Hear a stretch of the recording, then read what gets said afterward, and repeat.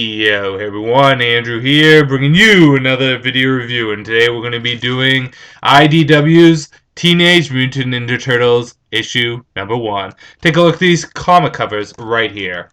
Now, very few people actually know this, but Teenage Mutant Ninja Turtles, or TMNT, was originally a comic book series from the 80s. But the thing is that Teenage Mutant Ninja Turtles have gone through so many different incarnations, through so many different forms of media, whether it be from comics, movie, television, or video games, that people really don't know the origin of the TMNTs, the Teenage Mutant Ninja Turtles. And it was actually in the 80s comic that they got their start, which was a very dark, graphic, and serious comic to say the least. The first movie was actually more akin to the comic than the television shows were ever. However, the great thing about Teenage Mutant Ninja Turtles is that it's been through so many forms of media and so many different incarnations that you don't really need to read the original comics to understand the Teenage Mutant Ninja Turtles. I think the name says it all. They're teenagers, they're mutant turtles, and they're ninjas. They fight against the evil Shredder under the tutelage of Splinter, their master. They work with April O'Neil, and, well, they're turtles! And as you can see, I'm decked out in my TMNT merchandise because I'm a turtle fan for life. But see, the thing is that because they've gone through so many different incarnations, what should you really read? Well, the cool thing is that IDW is going to do a new Teenage Mutant Ninja Turtle series, as you can see here, that is based off the original comic book series back in the 80s, which I believe was done by Mirage Comics. I could be wrong. And they're going to do a more modern take on it, starting over the franchise, giving it a more modern take, and making it art style wise more akin to the original series. As you can see, everyone's wearing red bandana or masks or whatever you want to call it, and they have the tape up elbow pads, and just giving it a little bit more serious, realistic tone. So, with the restart to the TMNT comic series, especially it being more akin to the original comic book series, I had to pick up issue number 1. And it was with issue number 1 that I would know whether or not I would continue the series. And of course, with issue number 1, I got all 4 variants, which as you can see has Leonardo, Donatello, Raphael, and Michelangelo. So let's get into issue number 1 and see if it really holds up to the old series and can carry a new one. Issue number 1 is, like I said, a modern interpretation of the original comic book series, which I did read bits and pieces of, but not the whole entire thing. So it's basically giving a small retelling and modernization of that story. We start off with Splinter, along with Michelangelo, Donatello, and Leonardo taking on some gangsters in what looks like to be a cat-rat pirate mutant. It's really hard to tell. He's actually really looks more like a gangster, but he has an eye patch, so I'm going to call him a pirate. Because all pirates have eye patches, except for Johnny Depp. Anyways, they get into a big brawl with this gang, and they actually take them out fairly simple because, well, they're Teenage Mutant Ninja Turtles. After taking out this gang, we get a flashback to 18 months earlier, and we have April O'Neil working in a laboratory with what would be the Turtles in their original form, with Splinter.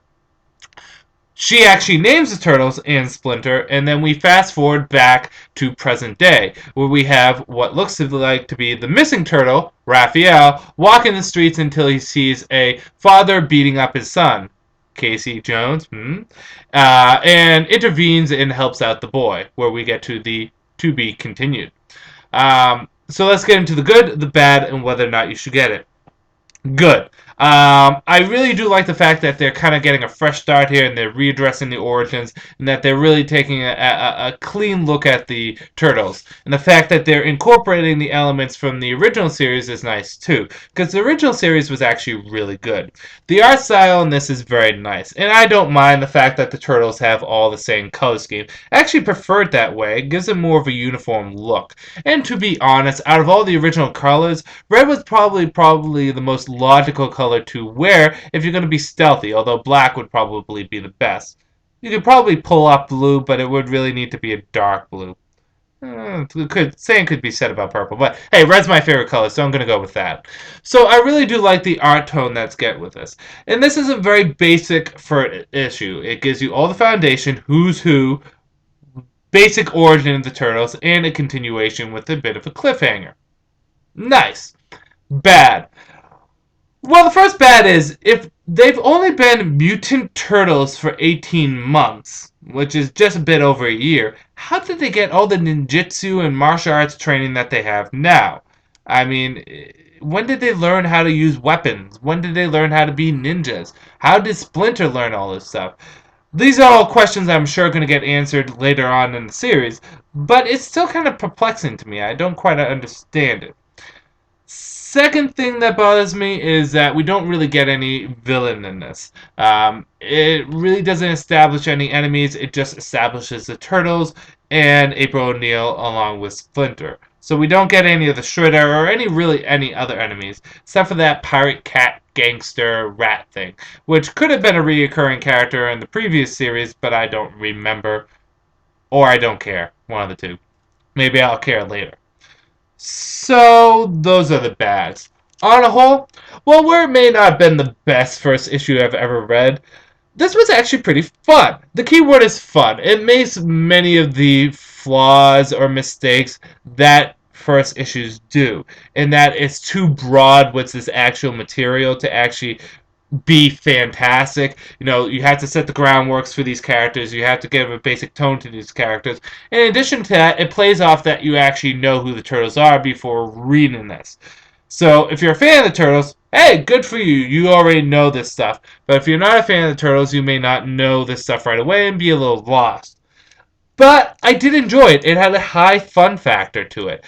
And if I had to give it a rating, I'd give it a solid 4 out of 5 stars. Not quite at Comic Nirvana, but it does show promise for the latest series.